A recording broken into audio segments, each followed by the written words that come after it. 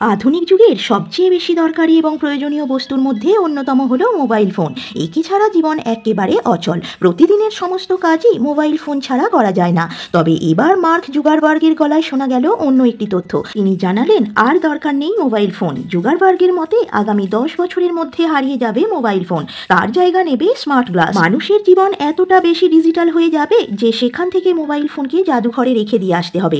এই প্রযুক্তি প্রতিটি মানুষের জীবনকে একেবারে বদলে দেবে। হাতে ধরে যে কাজ করা হয় সেটি একেবারে মানুষের চোখের সামনে চলে আসবে। সেখান থেকে ডিজিটালভাবে এই গ্লাসকে পরিচালনা করতে হবে। ব্যাস, তাহলেই সমস্ত সমস্যার সমাধান হয়ে যাবে। মানুষের পকেটে নয়, চোখের সামনেই থাকবে সবকিছু।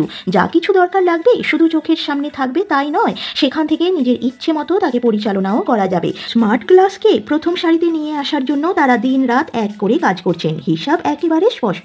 চোখের পলক ফেলা মাত্র যেন সমস্ত কাজ ডিজিটাল করা যাবে। সেখান থেকে সুরক্ষিত থাকবে আপনার যাবতীয় তথ্য। জুকারবার্গ জানিয়েছেন স্মার্ট গ্লাস এতটাই হালকা হবে যে একে প্রতিটি মানুষ সারাদিন নিজের চোখে পড়ে থাকলেও কোনো সমস্যা হবে না।